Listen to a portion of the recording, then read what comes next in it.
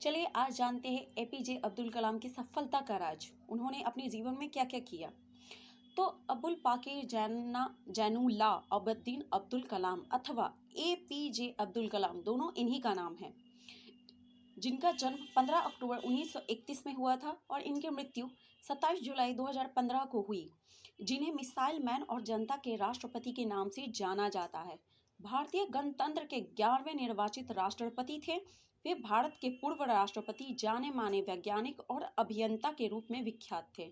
इन्होंने मुख्य रूप से एक वैज्ञानिक और विज्ञान के व्यवस्थापक के रूप में 4 दशकों तथा रक्षा अनुसंधान एवं विकास संगठन यानी कि DRDO और भारतीय अंतरिक्ष अनुसंधान संगठन यानी कि इसरो संभाला।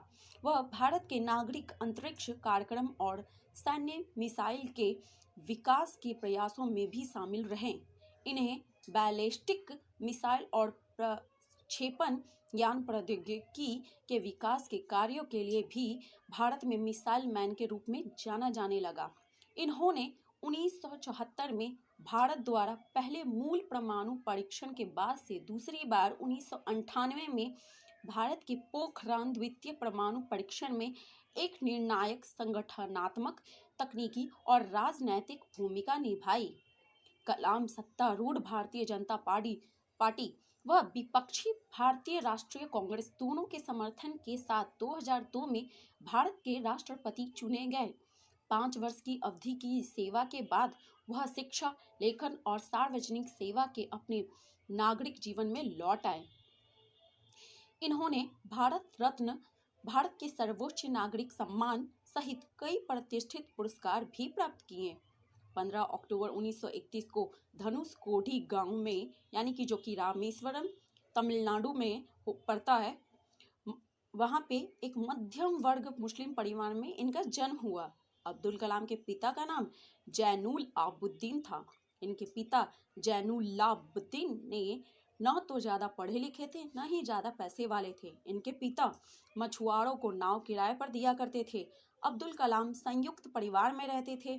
परिवार की सदस्य संख्या का अनुमान इस बात से लगाया जा सकता है कि यह स्वयं ही 5 भाई एवं 5 बहन थे। सोचिए, और घर में 3 परिवार रहा करते थे। अब्दुल कलाम के जीवन पर इनके पिता का बहुत प्रभाव रहा। वे भले ही पढ़े लिखे नहीं थे, लेकिन उनकी लगन और उनके दिए संस्कार अब्दुल कलाम के बहुत काम आए। 5 वर्ष की अवस्था में रामेश्वरम की पंचायत के प्राथमिक विद्यालय में उनका दीक्षा संस्कार हुआ था। उनके शिक्षक इयादुराई सोलोमन ने उनसे कहा था कि जीवन में सफलता तथा अनुकूल परिणाम प्राप्त करने के लिए तीव्र इच्छा, आस्था, अपेक्षा, इन 3 शक्तियों को भली भांति समझ लेना और उन पर प्रभुत्व स्थापित करना चाहिए। 5वीं कक्षा में पढ़ते समय उनके अध्यापक उन्हें पक्षी के उड़ने के तरीके की जानकारी दे रहे थे, लेकिन जब छात्रों को समझ नहीं आया तो अध्यापक उनको समुद्र तट ले गए, जहां उड़ते हुए पक्षियों को दिखाकर अच्छी से समझाया। इन्हीं पक्षियों को देखकर कलाम ने तय कर लिया कि उनको भविष्य में विमान विज्ञान में ही जाना है। कलाम के गणित के अध्यापक सुबह ट्यूशन लेते थे, इसीलिए वह सुबह 4 बजे गणित की ट्यूशन पढ़ने जाते थे। अब्दुल कलाम ने अपनी आरंभिक शिक्षा जारी रखने के लिए अखबार वितरित करने का कार्य भी किया करते थे।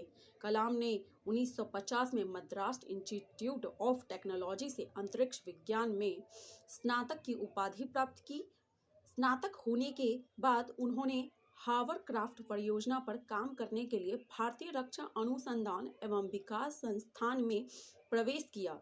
1962 में वे भारतीय अंतरिक्ष अनुसंधान संगठन में आए, जहां उन्होंने सफलतापूर्वक कई उपग्रह प्रक्षेपण परियोजनाओं में अपनी भूमिका निभाई।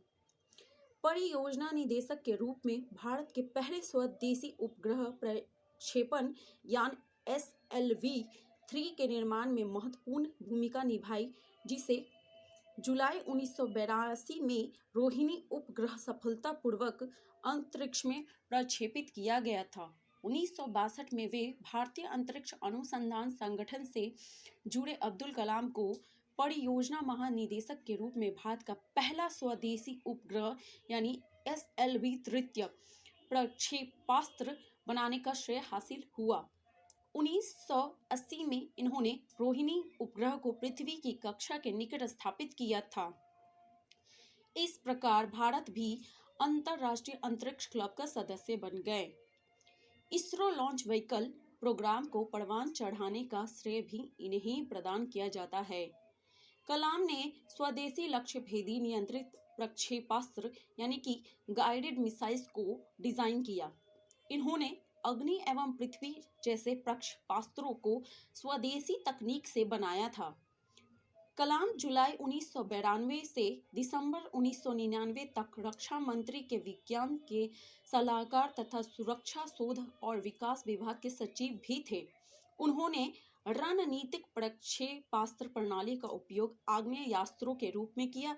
इसी प्रकार पोखरण में दूसरी बार परमाणु परीक्षण भी परमाणु ऊर्जा के साथ मिलाकर किया। इस तरह भारत में परमाणु हथियार के निर्माण की क्षमता प्राप्त करने में सफलता अर्जित की। कलाम ने भारत के विकास स्तर को 2020 तक विज्ञान के क्षेत्र में अत्याधुनिक करने के लिए एक विशिष्ट सोच प्रदान की। यह भारत सरकार के मुख्य वैज्ञानिक सलाहकार भी रहे। 1982 में वे भारतीय रक्षा अनुसंधान एवं विकास संस्थान में वापस निदेशक के तौर पर आए और उन्होंने अपना सारा ध्यान गाइडेड मिसाइल के विकास पर केंद्रित किया। अग्नि मिसाइल और पृथ्वी मिसाइल का सफल परीक्षण का श्रेय काफी कुछ उन्हीं को है।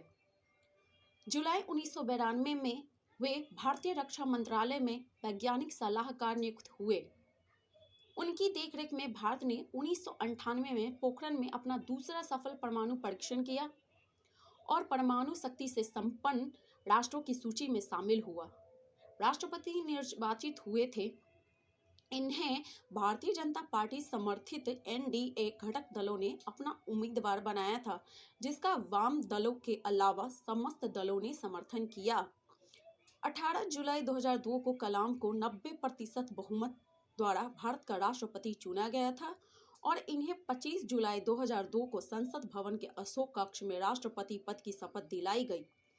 इन संक्षिप्त समारोह में प्रधानमंत्री अटल बिहारी वाजपेयी, उनके मंत्रिमंडल के सदस्य तथा अधिकारीगण उपस्थित थे।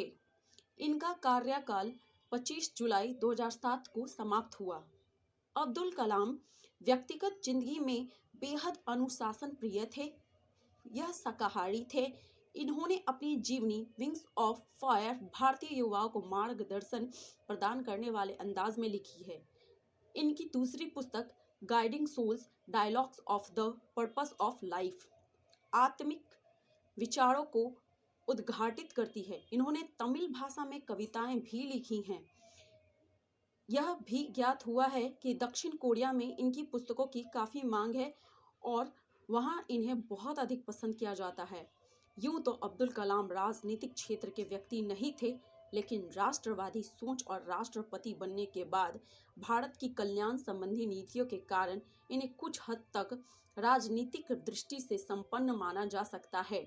इन्होंने अपनी पुस्तक इंडिया 2020 में अपना दृष्टिकोण स्पष्ट किया है। यह भारत को अंतरिक्ष विज्ञान के क्षेत्र में दुनिया का सिरमौर राष्ट्र बनते देखना चाहते थे और इसके लिए इनके पास एक कार्य योजना भी थी।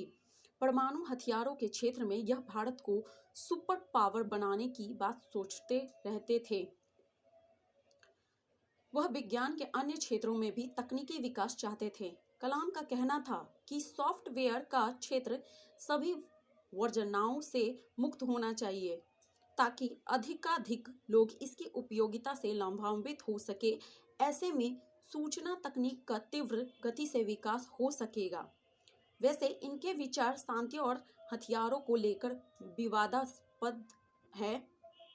अगर कहानी अच्छी लगी हो तो जल्दी से वीडियो को लाइक कर दे और चैनल को सब्सक्राइब कर ले ताकि ऐसे सीख देने वाले मोटिवेशनल वीडियो आप तक पहुंच सके जल्दी से जल्दी।